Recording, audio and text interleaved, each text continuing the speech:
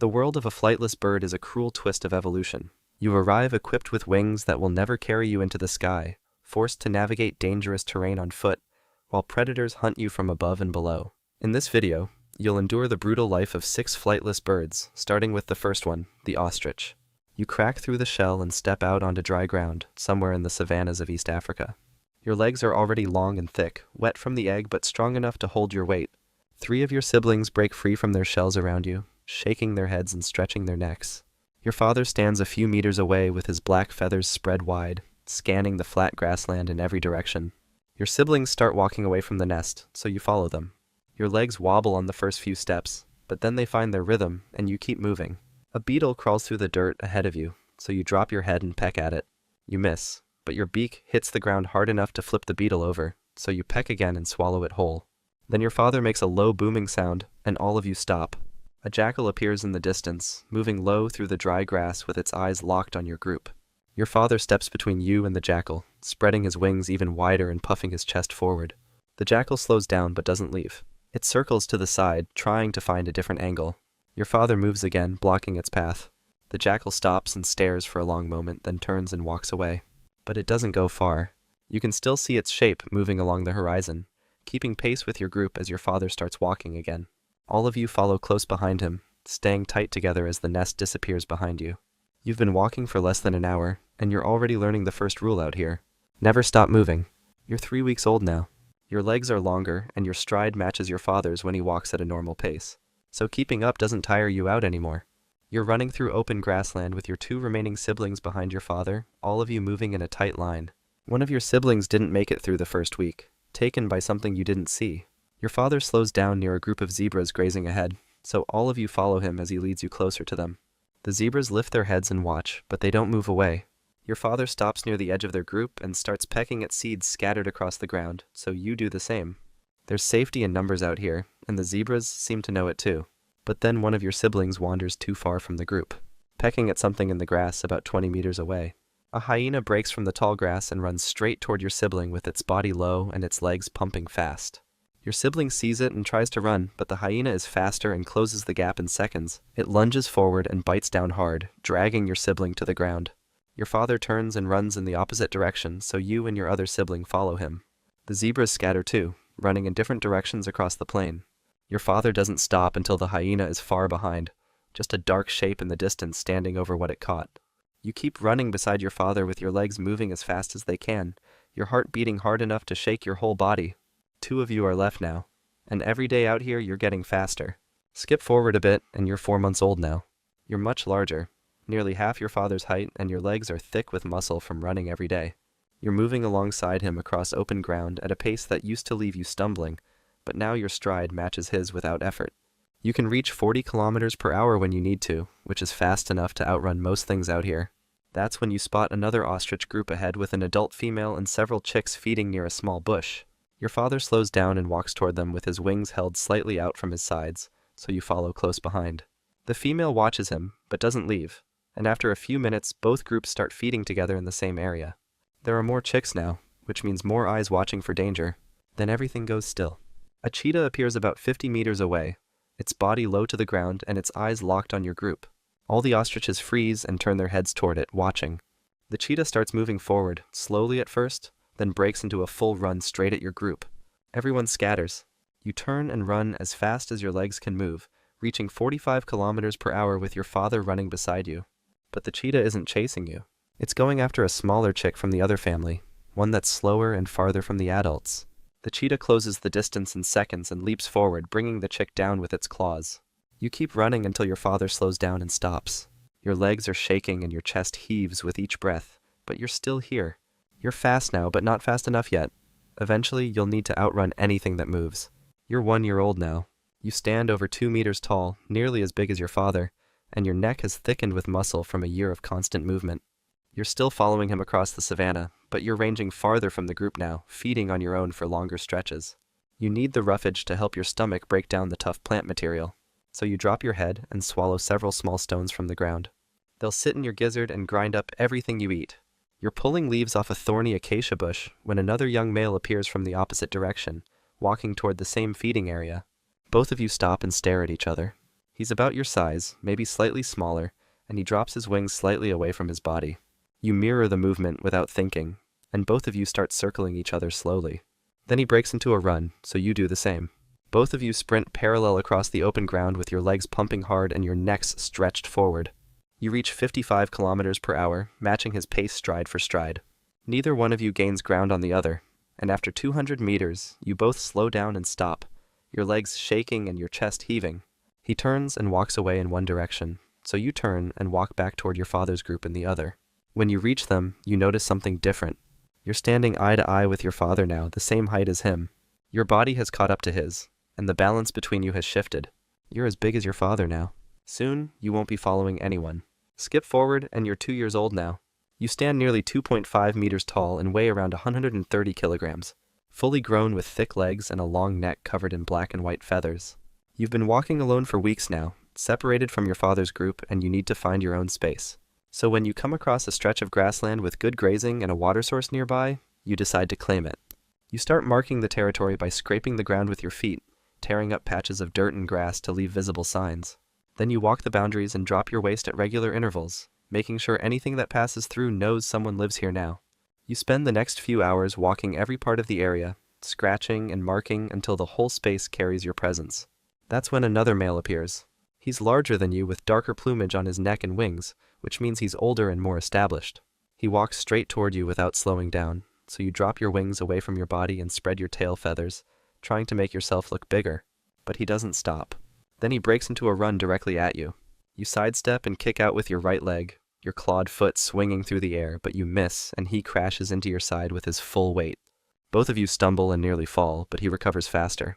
He charges again, so you turn and run at full speed across the grassland. He chases you for about 50 meters, then stops and watches you go. You keep running until you're far from the territory you tried to claim. You're strong and you're fast, but out here that's not always enough. You'll need to find your own space where no one else is watching. You're 4 years old now. After months of searching, you found a stretch of open grassland with scattered acacia trees and a reliable water source, and there's no dominant male here to challenge you. So you claim it, walking the boundaries and marking every corner with your waist and scratched earth, making sure everything that passes through knows this space belongs to someone now. A few days later, 3 females walk into your territory and start feeding on the grass without leaving. This is what you've been waiting for, so you need to show them you're worth staying with. You lower your body toward the ground and spread your wings wide, then start swaying your neck from side to side in slow, exaggerated movements. The largest female, the dominant one, stops eating and watches you. The other 2 move away and keep grazing. You continue the display, walking in a wide circle around her with your wings still spread and your neck moving in rhythm. After a few minutes, she drops to the ground and sits. You move closer and mate with her, and over the next few weeks, all 3 females lay eggs in a single nest they've scraped into the dirt. The dominant female's eggs sit in the center where they're safest, surrounded by the others. 13 eggs total. Now you and the dominant female take turns sitting on the nest, with you covering it during the hottest part of the day when your dark feathers can handle the sun. She sits at other times, both of you rotating to keep the eggs protected. You stay close to the nest even when you're not sitting, watching the horizon for anything that might come. The eggs will hatch in 6 weeks. Until then, you'll defend this nest with everything you have. Skip forward a bit, and you're 5 years old now. You're sitting on the nest with your body covering the eggs, keeping them safe from the sun beating down on the open ground. Several chicks from your previous breeding season are feeding nearby, now independent and nearly adult-sized themselves. That's when you spot a lioness moving through the grass about 30 meters away, her body low and her eyes fixed on you. You need to protect the nest, so you stand up and leave the eggs exposed, then move between the lioness and the nest with your wings spread wide to make yourself look bigger. She keeps coming toward you, slow and steady, so you realize she's not after the eggs. She's after you. You turn and run at full speed across the open ground, your legs hitting 70 kilometers per hour as you sprint away from the nest. The lioness chases you, but she can't match your speed on flat terrain and gives up after 100 meters. You slow down and circle back toward the nest, but then you see another lioness already there. She's crushing eggs with her jaws and eating them, pieces of shell and yolk dripping from her mouth. The first lioness was just trying to draw you away. You run at the second lioness, but she's already leaving with broken eggs in her mouth, walking back into the grass. You reach the nest and count what's left. 7 eggs destroyed. 6 remain in the dirt, still intact. The dominant female comes back a few minutes later and walks around the nest, looking at the damage. Then both of you settle back onto the remaining eggs, your bodies covering them completely. You'll stay here and keep them warm, because 6 eggs might still be enough. You're 8 years old now. The breeding season has been good, and 11 chicks are running behind you as you lead them across the grassland toward a water source. The ground is cracked from weeks without rain, and the grass has turned brown in most places, so finding water is harder than usual. But you know where to go, and the chicks follow close behind with their necks stretched forward and their legs moving fast to keep up. You spot the waterhole ahead with buffalo and wildebeest already gathered around the edge, drinking. You need to get the chicks to water before they get too weak, so you walk toward it slowly with the chicks spreading out behind you. The other animals lift their heads and watch, but they don't move away. You reach the edge and lower your head to drink, your beak touching the surface. The chicks spread around the water's edge beside you, some of them already drinking. Then something moves in your peripheral vision, fast and close. A crocodile lunges from the water with its jaws open wide and clamps onto your neck, its teeth sinking deep into your skin and muscle. You try to pull back, your legs digging into the ground and pushing hard, but the crocodile is already dragging you backward toward the water. You kick with your right leg and your clawed foot connects with its body, but the grip on your neck doesn't loosen. The crocodile pulls harder, and your legs lose their grip on the muddy bank as your body tilts sideways. Then you're in the water, your head going under as the weight pulls you down. The water closes over you. On the bank, your chicks scatter in different directions, some running toward the female who's been watching from a distance. That was the ostrich. Next is the kiwi bird. You enter a dark, dense forest completely blind and incredibly fragile. You are forced to awkwardly waddle through the undergrowth at night, entirely defenseless against invasive stoats and feral cats that view you as an effortless meal. You crack through the shell and fall out onto the forest floor somewhere in New Zealand. Your mother left weeks ago right after she laid the egg, but your father stayed behind to watch you hatch, and now he stands a few steps away without helping as you try to stand on legs that are too long for your body. You stumble forward and fall sideways into the leaves. Then you push up again with your oversized feet gripping the dirt, forcing yourself upright. He turns and walks toward a patch of ferns without looking back, so you follow behind him, wobbling with each step. Then a weka bursts from the bushes and charges straight at you with its beak open wide. You freeze, but he lunges between you and drives it back with a sharp kick to its chest. The weka hisses once, then runs back into the bushes. He moves deeper into the ferns and stops at a spot where the soil looks soft. He drives his beak into the ground and pulls out a long earthworm, swallowing it in one motion. So you step closer and push your beak down into the dirt until you hit something soft and moving. You pull up and an earthworm comes out with it, so you swallow it whole.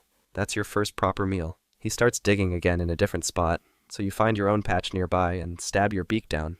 A beetle larva comes up this time. You eat it fast, then keep digging for more. The forest is dark now, but he keeps moving through the ferns without slowing down, so you stay close behind, stabbing at every patch of loose soil you pass. He'll protect you for now, but soon, he'll leave too, and you'll need to know how to find food on your own. You're 2 weeks old now. Your legs work properly and you can keep up with your father as he moves through the forest. One morning, he leads you to a rotting log and starts tearing bark away with his beak. Hundreds of hoo-hoo beetle larvae wriggle underneath in the soft wood, so you stab at them with your beak and eat several quickly. Then you wander too far from him, moving toward a different log on your own. You start pulling at the bark, trying to find more larvae, but then something drops silently from the branches above and grabs your back with its talons. It's a moorpork owl. You thrash violently and kick with your strong legs breaking free from its grip. Then you sprint back toward your father with the owl following overhead. He hears the commotion and rushes out from behind the log, stamping the ground hard with his feet. The owl circles twice above you, then flies away into the trees. A few hours later, you're digging near a patch of ferns when you catch movement in the corner of your eye. You turn and see a jungle fowl scratching through the leaves nearby. You lower your body and move toward it slowly, trying to stay quiet. But you step on a dry twig and it snaps. The bird's head shoots up and it starts running, so you give up and go back to digging for worms instead. The forest is full of things that hunt at night. Your legs saved you once from the owl, but next time you might not hear them coming, and your father won't always be close enough to help. Skip forward a bit, and you're 3 months old now. Your father stopped calling for you at night, and his scent trail faded from the territory. You're alone now, digging through leaf litter under the ferns looking for food. You catch something rotting in the air and follow it to a dead possum covered in maggots. So you start feeding on them, stabbing your beak deep into the body. Then another young kiwi comes out from the opposite side, also feeding on the same carcass. You both freeze and stare at each other for a moment.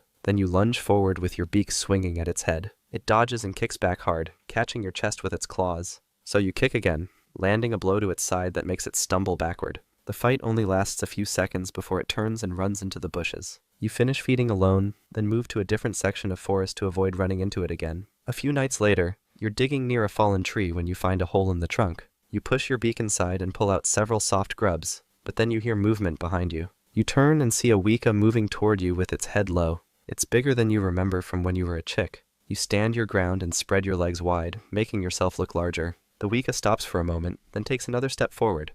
So you kick at the ground hard, sending dirt flying toward it. The Weka turns and walks away into the ferns. You've defended your food once, but there are older kiwis here, bigger and stronger, and they won't back down as easily. You're 8 months old now. You're digging near a hole in a tree, pulling grubs from the soft wood with your beak. Then a stoat comes out from the roots, low and fast with its eyes locked on you. It lunges at your neck, but you twist away and it clamps onto your shoulder instead. So you kick backward with both legs, throwing it off balance and making it lose its grip. But the stoat recovers quickly and starts circling you, trying to get behind your head. You back into the hole in the tree, limiting the angles it can attack from. Then it rushes again, coming straight at your face. But you stab downward with your beak and pierce its side. The stoat lets out a sharp cry and runs back into the bushes, leaving a blood trail behind. You stand still for a moment with your shoulder bleeding where it bit you. Then you move to a stream nearby and wade into the shallow water, letting it wash over the wound. The cold water slows the bleeding down. After a while, you climb back out and start digging in the mud near the bank. Your beak pushes deep into the soft ground and pulls out an eel, thick and slippery. You've never caught one before, so you pin it down with your foot and tear into it with your beak, swallowing chunks quickly. That's the biggest meal you've had in weeks. The eel came from the stream, and streams mean more food, so you'll come back here tomorrow night. You're 2 years old now. You've grown larger with your beak longer and your legs thick with muscle. You begin marking a section of forest by rubbing against tree trunks and kicking soil, leaving your scent behind on everything you pass. One evening you hear another kiwi calling nearby, a high-pitched whistle that echoes through the trees, so you respond with your own call, moving closer toward the sound. Then you see it's a female, smaller than you but mature, scratching at the base of a tree fern looking for food. She doesn't run when you get closer, just continues digging like you're not even there. So you move parallel to her, keeping some distance but staying within sight. She stops digging and looks at you for a moment, then goes back to pulling worms from the soil. You start digging in your own spot a few steps away, finding grubs under the roots. After a while, she calls again, but softer this time, then walks deeper into the territory. So you follow her without thinking twice about it. She leads you to a burrow hidden under thick ferns and crawls inside it. You wait outside for a moment, then she comes back out and starts digging near the entrance. So you help her, using your beak to clear away loose dirt and dead leaves from around the opening. You work together until the entrance is wider and easier to access. That night, you both sleep near the burrow, close enough that you can hear her breathing next to you. She's let you into her space without a fight. That means something. But holding territory together means defending it together, and soon, something will test whether you can. You're 4 years old now. You've mated with the female and she's laid an egg in the burrow you both dug together. One night, you hear heavy footsteps moving fast toward where your mate is guarding the entrance. Then another male kiwi calls out from somewhere close, his voice loud and challenging. So you charge toward the sound, calling back aggressively to warn him off. But he doesn't leave. Instead, he calls again and keeps moving closer to the burrow where the egg is hidden. Then you see him. He's larger than most kiwis you've fought before, pushing through the undergrowth straight toward your mate. You collide with him hard, your beaks stabbing at each other while your legs kick wildly in the chaos. He's stronger than you expected. His kicks land heavy against your chest, making you stumble backward. But you bite down on his leg and twist it hard, forcing him off balance. He pulls free and kicks again, catching your side and knocking you into a tree trunk. You recover quickly and lunge at him again, this time aiming for his neck. Your beak connects and draws blood. He backs up a few steps, then charges one more time with his head low, but you sidestep and kick his ribs as he passes. That's when he stops fighting. He turns and runs back into the ferns with his calls fading into the distance. You walk back to the burrow where your mate is still standing guard over the egg. She doesn't move from her spot even when you get close. The egg is safe for now, but your mate will leave once it hatches, and you'll be the one left to guard the chick alone against everything that hunts in these forests. Skip forward a bit, and you're 5 years old now. Your mate left days after the chick hatched, so now you guard it alone near the burrow. The chick follows you while you dig for food, stumbling on clumsy legs just like you did when you were born. You lead it to a patch of soft soil and stab your beak down, pulling out worms to show it how to find them. So the chick copies you, pushing its beak into the ground until it catches its first worm and swallows it quickly. Then you hear movement behind a fallen log nearby. A feral cat appears, crouched low and moving toward the chick with its eyes locked on target. So you step between them fast and spread your stance wide, making yourself look as large as possible. The cat stops for a moment, watching you, but then it lunges sideways, trying to circle around you to reach the chick behind you. So you kick forward hard with your claws raking across its face, drawing blood from above its eye. The cat yowls and jumps backward, shaking its head. Then it tries again, coming at you from a different angle, but you kick again, this time catching its shoulder and knocking it off balance. The cat stumbles, then turns and runs into the forest with its tail low. You stand still for a moment, then turn back to the chick. It's pressed against the base of a tree, not moving, so you walk over and nudge it gently with your beak. It starts moving again, following you back towards safer ground where the ferns are thicker. More cats are moving through the forest every year. You've driven one off, but they hunt in ways Kiwis don't understand, and one day your kicks might not be enough. You're 12 years old now. You're digging alone during the day, stabbing your beak into the damp soil, searching for grubs. Then you hear something moving fast through the ferns behind you. But before you can turn around, a dog crashes through the bushes and grabs you by the side with its jaws clamping down hard. It shakes you violently, whipping your body back and forth with your legs kicking wildly in the air. You manage to strike its face with your claws, scratching near its eye. So the dog drops you for a second, giving you just enough time to try standing up. But then it lunges again, this time biting down on your neck and holding you there. You kick again, your legs thrashing against its chest, but the grip doesn't loosen. Your legs start slowing down, then they stop moving completely. The dog releases you and sniffs your body once, turning you over with its nose. Then it hears voices calling from somewhere in the distance, so it turns and runs back through the forest toward the sound, leaving you lying in the ferns with blood soaking into the leaves around you. Your body stays still where it fell. The forest continues without you, the same way it always has. That was the kiwi bird. Next is the emperor penguin. Your life begins on a block of solid ice in the middle of a screaming blizzard. You are completely dependent on a starving father who hasn't eaten in months, just to keep from freezing solid.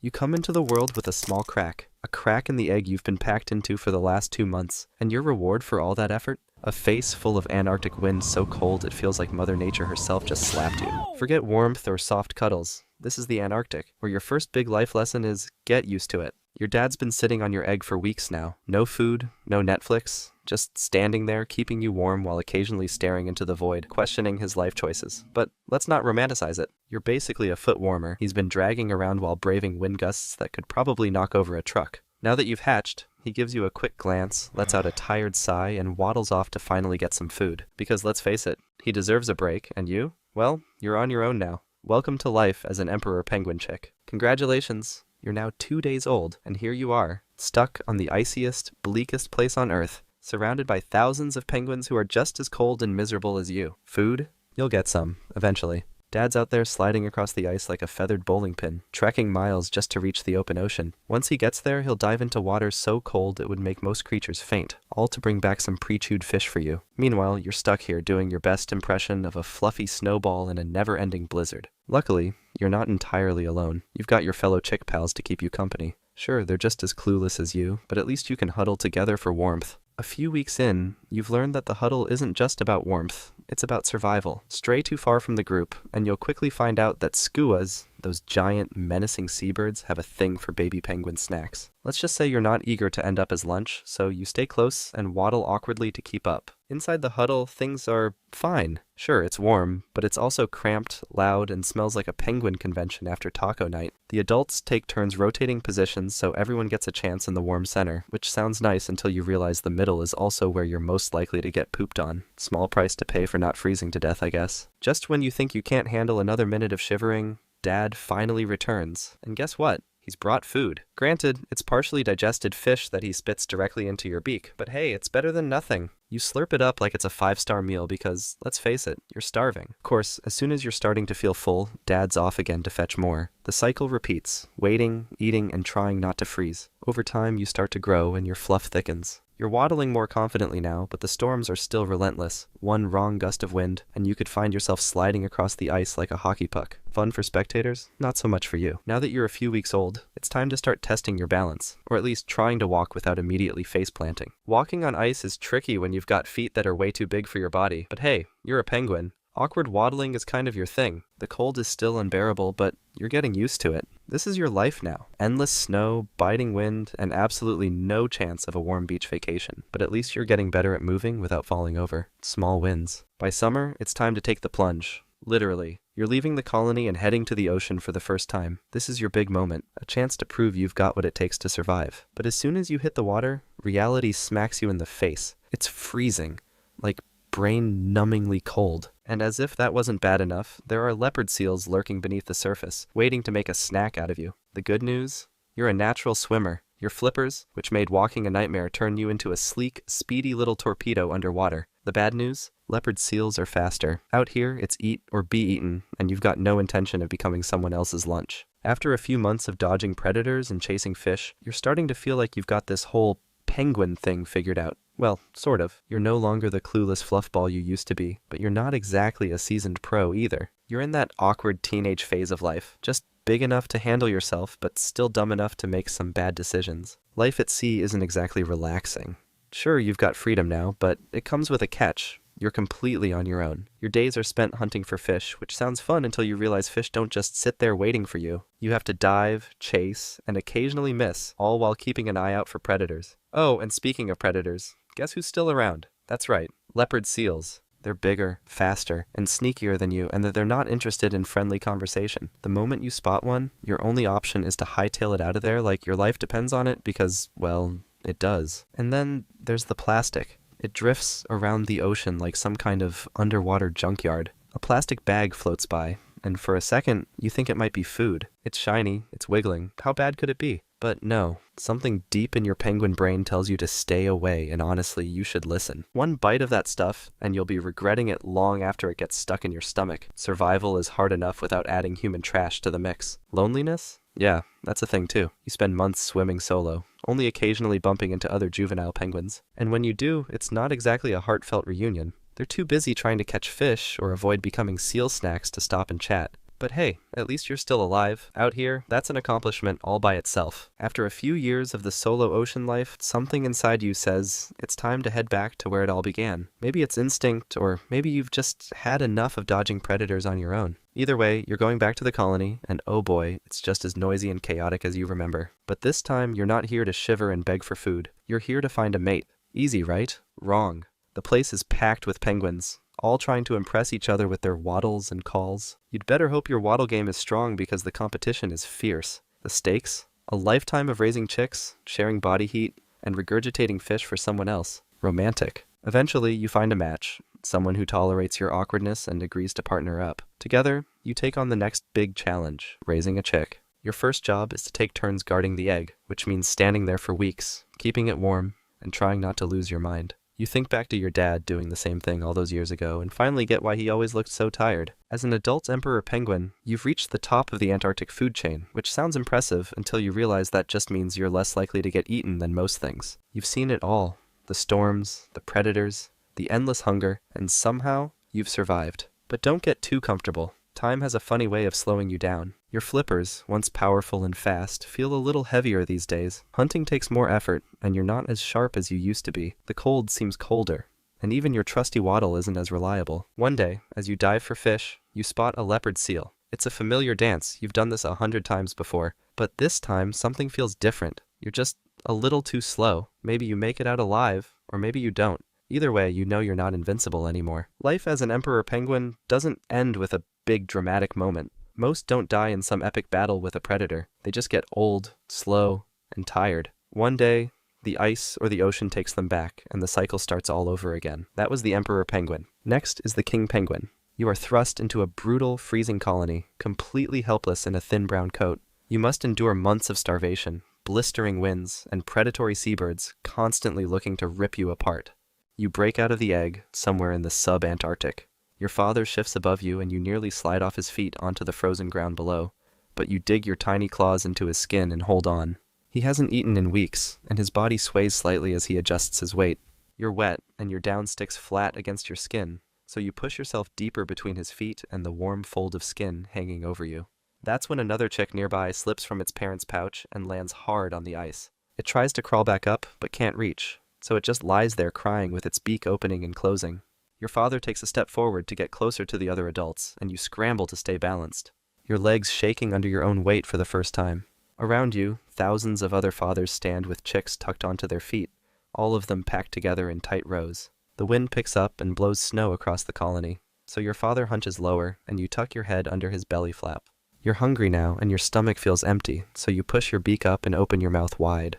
Your father leans down and regurgitates a small amount of thick fish oil directly into your throat. It's warm and fills your mouth completely, so you swallow fast and immediately beg for more. But he doesn't give you anything else and just straightens back up, staring out at the colony. That's your first meal, and it has to last until your mother comes back. A skua flies overhead in wide circles, watching the ground below for unguarded chicks. The exposed chick that fell earlier stops moving and goes still on the ice. Your father doesn't look at it, and neither do the others. You're 3 weeks old now. Your down has grown thicker, and covers your entire body in brown fluff, making you look twice as large as you actually are. Your mother returned from the ocean days ago, and she's been feeding you ever since while your father left to hunt. She stands over you and leans down, then regurgitates partially digested fish directly into your open mouth. You swallow as fast as you can and beg for more by tapping her beak with yours, so she gives you another mouthful before straightening back up. You're heavier now, and your legs are stronger, so you can stand on your own without wobbling as much. A skua lands a few meters away and walks through the colony with its head turning side to side, scanning for chicks that have wandered too far from their parents. Your mother takes a step closer to another adult nearby, using the group for protection. That's when another chick breaks away from its parent and waddles toward a piece of dropped fish lying on the ground. The skua sees it immediately and lifts into the air, then drops fast with its talons reaching forward. It grabs the chick by the back and lifts it off the ground in one motion. The chick screams and kicks its legs but can't break free, so the skua carries it away over the heads of the other penguins. Your mother shifts her body and pushes you behind her feet with her beak, blocking you from view. You stay there and don't move until the skua is gone. A few days later, your mother calls out once and then walks away toward the ocean, leaving you standing alone. Your father appears hours later from the opposite direction and takes his place next to you, so you move closer to his feet and wait for food. Soon you'll be too big for either of them to carry on their feet. And when that happens, you'll have to survive without them watching over you every moment. Skip forward and you're 2 months old now. You're too heavy to fit on your parents' feet anymore, so they leave you standing on the ground with dozens of other chicks while they both go to the ocean to hunt. You need warmth and protection, so you waddle toward the nearest group of chicks and push yourself between two of them. They press back against you, and the group forms a tight circle with everyone facing inward, using each other's bodies as shelter. That's called a creche, and it's where you'll spend most of your time now. A leopard seal surfaces near the beach, where the adults walk in and out of the water. You watch from a distance as a group of penguins stops at the edge looking down at the waves. One of them dives in, and the seal lunges forward with its mouth opening wide, but the penguin turns sharply underwater and shoots past it toward deeper water. The seal doesn't chase and just floats back to the surface, waiting for the next one. Hours later, your parents return and walk into the colony calling out in a pattern you recognize. You need food badly, so you push through the creche and call back to them with your beak pointed up. Other chicks rush toward your parents too with their mouths open, begging to be fed. But your mother ignores them and walks straight to you, then leans down and regurgitates a stream of fish into your throat. You swallow as much as you can before she stops. Then she straightens back up and walks away toward the ocean again without looking back. Your father follows her, and they both disappear into the crowd of adults heading to the water. You waddle back to the creche and squeeze between the same two chicks from before, then settle down with your beak tucked against your chest. Your brown down will start falling out soon, and when it does, you'll leave the colony for the first time and enter the ocean yourself. You're 5 months old now. Your brown down has fallen away completely and been replaced by sleek black and white feathers that don't soak up water like the fluff did. Your parents stopped coming back weeks ago, so you haven't eaten anything since then, and your body has gotten thinner. You need food badly, so you leave the colony and walk toward the beach with a group of other juveniles who look just like you. When you reach the edge, waves crash against the rocks and spray water up onto the shore. The ocean stretches out farther than you can see and you've never been in it before, but staying on land means starving. Another juvenile jumps in first and disappears under the surface, so you step forward and drop into the water. It rushes over your head and pushes you sideways, but your feathers stay completely dry underneath and keep your skin protected. You kick your legs and flap your flippers, trying to figure out how to move forward instead of just floating. Then you tilt your body down and kick harder, so you dive under the surface for the first time. A school of small fish swims past just below you and you chase after them on instinct, snapping your beak at the closest one. You catch it and swallow it whole without stopping. That's your first meal you've ever caught yourself. You come back up to breathe, then dive again and chase another fish. That's when something large moves beneath you in the deeper water. You stop swimming and look down, trying to see what it is. A fur seal rises up fast with its mouth opening wide, aiming straight for you. You kick as hard as you can toward the surface and burst into the air, then the seal's jaws snap shut right where you just were. You swim toward the shallow water near the rocks where the seal can't follow as easily, and it turns away to hunt something else instead. You'll spend months out here learning to hunt.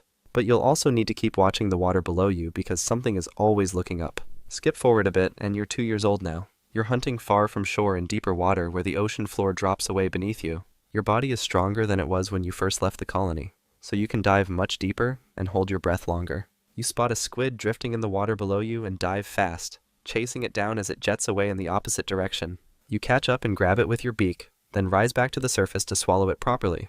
While you're eating, an orca fin cuts through the water about 50 meters away, moving slowly in your direction. You need to get away from it, so you dive immediately and swim toward a group of other penguins nearby. The group notices the orca too and stays together in a tight formation, changing direction every few seconds to make it harder to track any single penguin. The orca comes closer and the group spreads out slightly, but one penguin separates too far and ends up swimming alone. The orca turns toward it and speeds up, closing the distance in seconds. The penguin tries to dive deeper, but the orca is much faster and catches it in one bite.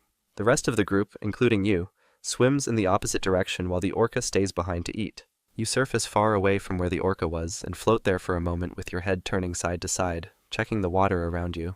Other penguins start diving again after a few minutes, hunting as if nothing happened. You're hungry again despite the squid you ate earlier, so you dive too and scan the water below for movement. A school of fish passes underneath and you chase after them, snapping at the closest one until you catch it. You've survived this long by staying with groups and knowing when to run, but eventually you'll need to go back to land for a different reason. You're 6 years old now. Something drives you back to the beach where you were born, so you swim toward the land and climb out onto the rocks with hundreds of other penguins doing the same thing. You walk inland toward the colony, and it's packed with thousands of adults calling out and displaying to each other. You need to find a spot to claim as yours, so you walk through the crowd looking for empty ground. When you find a small space between two pairs, you stop there and stand as tall as you can with your chest pushed forward.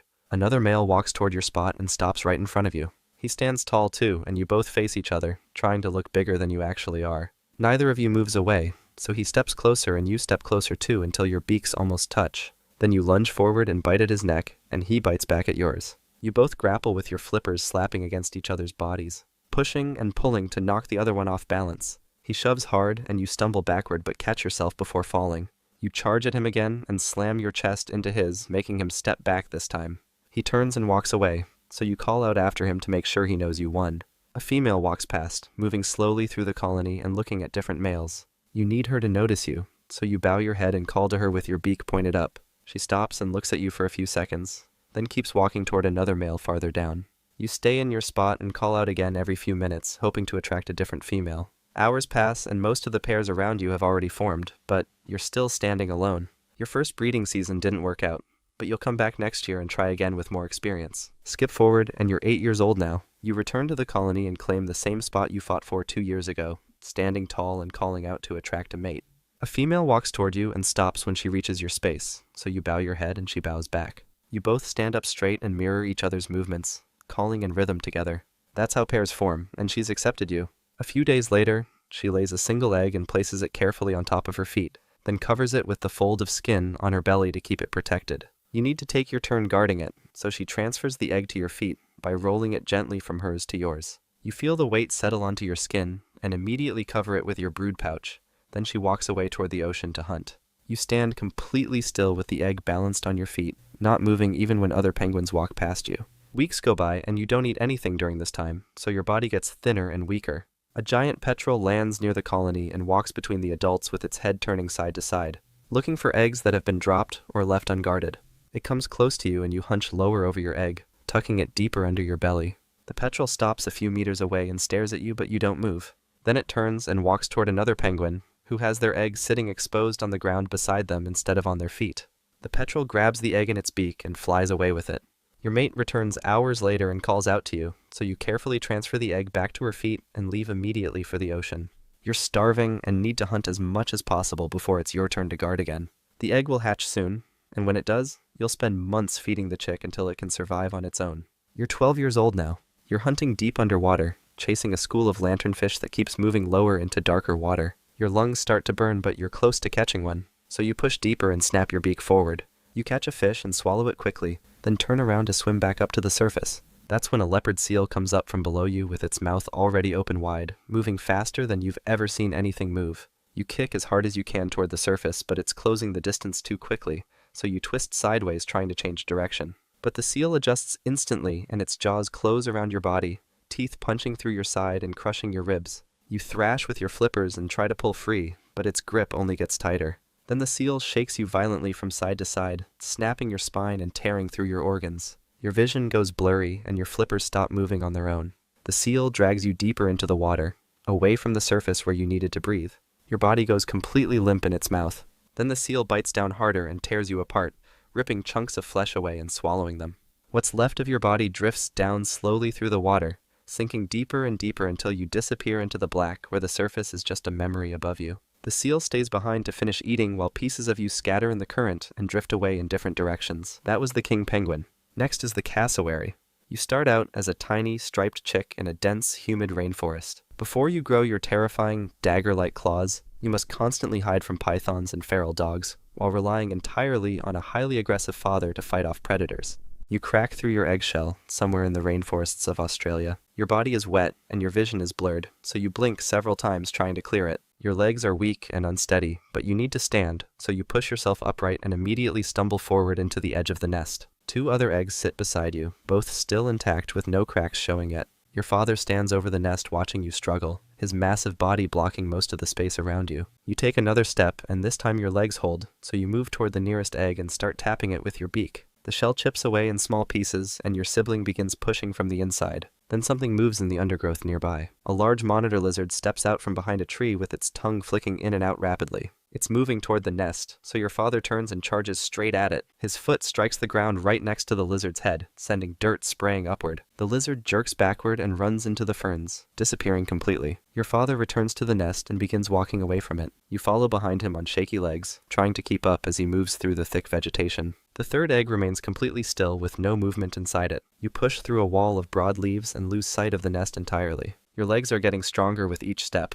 but they're still not fast enough to match your father's pace. He keeps moving forward without slowing down, and you need to stay close to him, so you stumble faster through the undergrowth trying not to fall behind. You're 2 weeks old now, following your father through thick vegetation with your sibling walking close behind you. He stops at a fallen fruit lying in the dirt, so you move closer to see what he's doing. He pecks at it several times, breaking the skin open, then steps back. The fruit is soft and sweet, so you swallow several pieces quickly before your sibling can reach it. But then your sibling pushes past you and knocks you aside into the leaves. So you push back harder and manage to grab another piece before your father starts walking again. You need to keep up with him, so you leave the fruit behind and follow him deeper into the forest. A wild pig appears nearby, rooting through the same area with its snout pushing dirt around. Your father stops walking and raises his head, then makes a deep, booming sound from his throat that you can feel in your chest. The pig looks up at him but doesn't move away. It just keeps digging through the ground searching for food. Your father needs the pig gone, so he rushes forward with his legs moving fast. The pig finally lifts its head and bolts into the undergrowth, disappearing between the trees.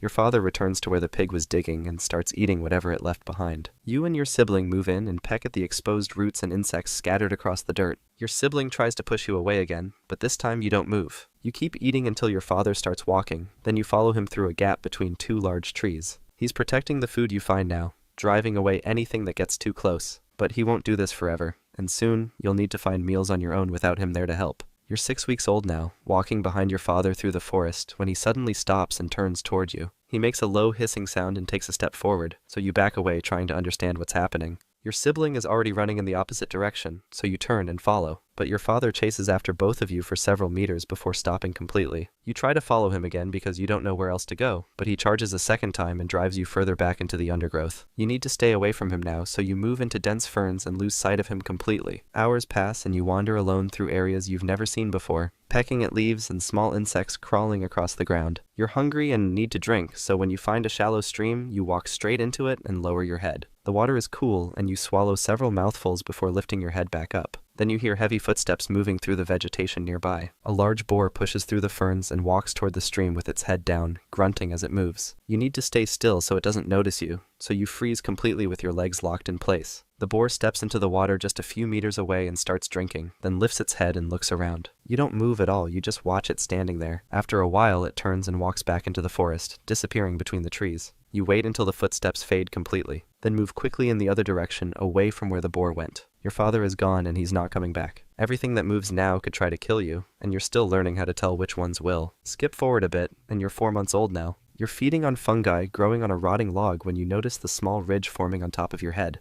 Your cascade is starting to grow, changing the shape of your skull. You peck at another piece of fungus and swallow it, then look up to see if anything else is nearby worth eating. That's when a dingo steps out from behind a tree with its head low and eyes locked directly on you. You need to look bigger than you are, so you raise your body upright and spread your small wings slightly to the sides. The dingo starts circling slowly around you, testing how you'll react. You can't let it get behind you, so you turn with it and keep your body facing forward. Then you kick with one leg, extending your toe claw as far as it will go. The strike misses completely, but the dingo jumps back anyway, putting more distance between you. But then, it changes strategy and lunges at your side, trying to bite your leg. You spin quickly and kick again with more force this time, your claw catching its shoulder and tearing through the fur. The dingo yelps and backs away limping, then turns and runs into the forest. You watch it disappear between the trees, before lowering your wings back down. You return to the log and continue feeding on the fungi, pecking at the pieces you didn't finish earlier. Your casco is still small and your body isn't fully grown yet, but your claw just proved it works. You'll use it again many more times before you're done growing. You're 1 year old now, and you've found a large clearing where multiple fruit trees are dropping food across the ground. Another juvenile cassowary is already feeding there when you arrive, pecking at fallen fruit near the base of the largest tree. You're hungry and need to eat, so you walk toward the nearest tree and begin pecking at the fruit scattered around it. The other cassowary stops eating and turns toward you, then starts walking in your direction with its head raised. You don't move away because this food is just as much yours as it is theirs, so you keep eating and ignore them completely. They get closer and kick the ground near your feet, spraying dirt across your legs. You need to show them you're not leaving, so you turn to face them fully and raise your body as tall as it will go. Your cascook is more prominent now, making your head look larger than it did months ago. The other cassowary lunges forward, trying to intimidate you into backing down, but you sidestep quickly and kick at their legs with your claw extended, catching them in the thigh. They stumble sideways and lose their balance for a moment, then regain their footing and back away. You take a step toward them, and they turn completely, walking out of the clearing and disappearing into the forest. You return to the fruit and continue feeding alone in the space you just won. The trees here will keep dropping food for a while, giving you plenty to eat without having to search for it. But fruit doesn't last forever, and when these trees stop producing, you'll need to find another area worth fighting for. Skip forward and you're 3 years old now. You're fully grown with a large cascade on your head and heavy muscles running through your legs. A female cassowary walks into your territory near a fruiting tree, so you need to show her you're worth paying attention to. You lower your head and begin circling her slowly, keeping your movements smooth and controlled. She watches you but doesn't walk away or raise her body defensively, so you continue. You need to make yourself heard, so you inflate your throat and produce a deep, booming call that vibrates through your entire chest. The sound spreads through the forest around you. She turns away from you and walks toward the tree where fruit is scattered across the ground, so you follow behind her and boom again. This time you step closer, closing the distance between you. She stops walking and lowers her head slightly, which tells you she's not going to leave or attack. You need to act now before she changes her mind, so you move toward her from behind and mount briefly. Then you step back and give her space. She doesn't look at you or acknowledge what just happened. She just starts walking away from your territory and disappears deeper into the forest. You watch her go until she's completely out of sight, then return to the fruiting tree and begin eating. She'll find somewhere far from here to lay her eggs in a nest on the ground. You won't see those eggs, and you won't help raise whatever hatches from them. That's not how this works. Your part is done, and hers is just beginning, somewhere you'll never know about.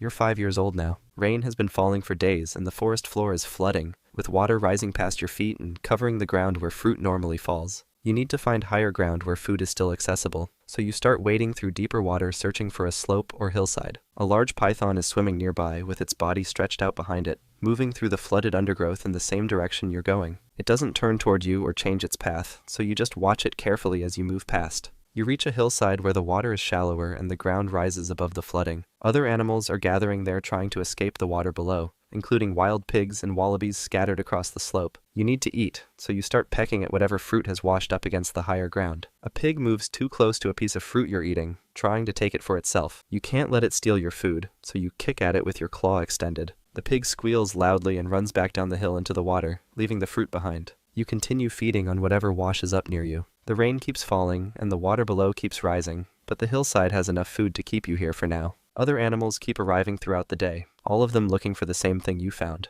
The water will go down eventually, and the forest floor will drain back to normal. You're 7 years old now, walking along a narrow trail through dense vegetation in your territory. Your legs are strong, and your casco is fully developed, making your head look larger than most other animals in the forest. You're searching for fruit that's fallen during the previous days, so you keep your head down and scan the ground as you move forward. Then a branch cracks loudly somewhere above you. You need to see what's happening, so you look up just as a massive tree limb breaks free from the trunk. It's falling directly toward you, and you try to move sideways to avoid it. But the limb is too wide and moving too fast, so it crashes down and strikes your back with its full weight. Your legs buckle underneath you from the impact, and you collapse onto the ground with your body pinned beneath the heavy wood. You try to stand because you need to get out from under it, but your legs won't respond the way they should. Your breathing becomes shallow and uneven, each breath getting weaker than the last. The forest around you keeps moving like nothing happened. Your vision starts to go dark around the edges. You try once more to lift yourself, but your body doesn't move at all. Then your breathing stops completely, and your legs go still. You lie there under the branch with your eyes open, staring at nothing. The sounds of the rainforest continue without you, exactly the same as they were moments before you fell. That was the cassowary.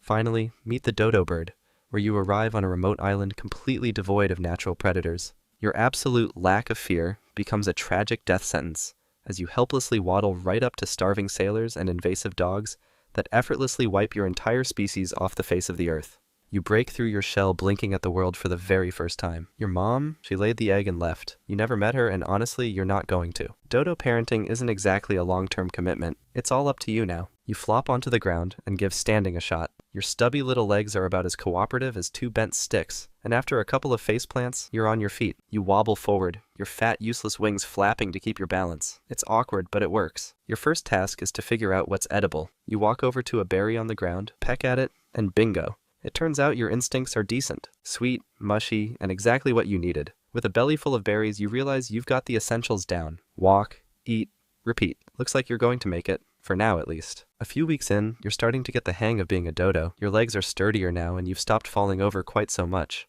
The forest is your playground, and it's packed with food. Berries, seeds, roots. They're everywhere, and you've developed a keen eye for spotting the best ones. You've also figured out that swallowing rocks is just something you do. They're not tasty, but they help smash up all the tough stuff in your stomach. It's kind of weird, sure, but if it works, it works. Every so often, you run into other young dodos. You sniff each other, stand there staring like you're both waiting for a thought to show up, and then just walk off. Maybe one of you lets out a squawk for no reason, but that's about as deep as your interactions get. Teamwork isn't really your thing. You're all just here to eat as much as possible and hope for the best. Who needs friends when you've got berries? By now, you've turned into a proper lump of a bird. That skinny little thing you were before is gone, and now you're big, round, and stomping around like you own the place. Why wouldn't you? There's nothing chasing you, food is everywhere, and honestly, it hasn't crossed your mind that life could ever be any different. Thinking ahead isn't exactly your strong suit. By the time you're a year old, you have your day all sorted out. In the morning, you look for food, in the afternoon you sleep, and in the evening you look for more food. You've even nailed the art of finding berries that are perfectly ripe and swallowing the occasional rock to keep your digestion running smoothly. Efficiency is your middle name. Your wings, however, are still a disappointment. Flapping them doesn't do much except stir up dust, so you've mostly given up. Flying seems like a hassle anyway. Everything you need is right here on the ground, and you're not exactly in a rush to go anywhere. Exploring new parts of the forest is about as adventurous as you get. Usually it's just more of the same. Trees, roots, berries. But every now and then, you stumble across something exciting, like a particularly big rock or a weirdly shaped leaf. Not thrilling, but it keeps things interesting. Still, there's this faint unease you can't quite shake. The island is quiet, almost too quiet. And there's this nagging feeling that things won't stay this way forever. You don't know why, but it lingers in the back of your mind. For now, though, life is simple. You eat, you nap, and you let the days roll by. If something's about to go wrong, it hasn't happened yet, so why worry? Spoiler, you probably should. One morning, you're walking through your usual berry-picking route when you notice something unusual.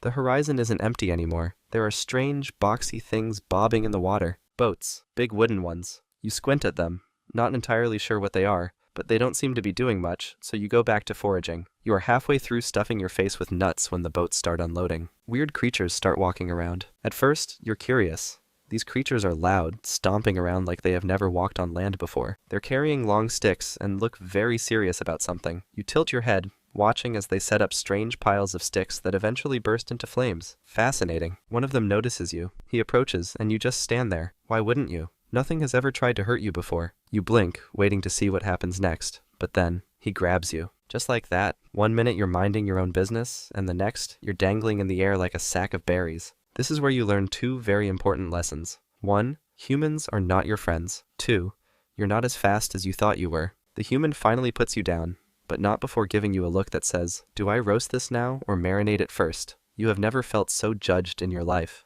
You ran away quickly, but the encounter sticks with you. These creatures are different. The next few weeks are chaos. The humans make themselves at home, chopping down trees, building fires, and stomping through your peaceful little island like they own the place. Worse, they bring company. Rats run around the forest floor, stealing eggs from nests. Pigs are everywhere, destroying plants and digging up the ground as if they're on a mission to ruin your day. You even spot monkeys swinging through the trees, grabbing fruit faster than you can. And the humans? They seem to have developed a taste for dodo meat.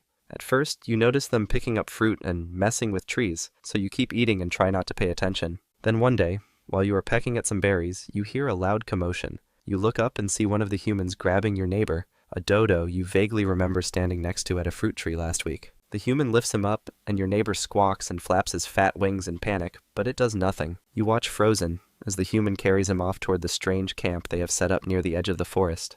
It's far enough away that you can't see much, but you hear noises. Screaming, shouting, the unmistakable crack of something sharp, then silence. You wait, expecting your neighbor to come running back, maybe a little shaken, but otherwise fine. But he doesn't. Instead, you see the humans standing around their fire. One of them is holding something over the flames, turning it slowly. At first, you do not understand, but then a smoky, meaty smell drifts toward you, and it hits you. They are eating him. Your neighbor, the same bird you stood next to while sniffing at fallen berries. You step back into the cover of the trees, heart pounding, unsure of what to do. For the first time, you feel fear. Up until now, nothing in your life has been dangerous. Now, you realize you are not just a bird. To them, you are food.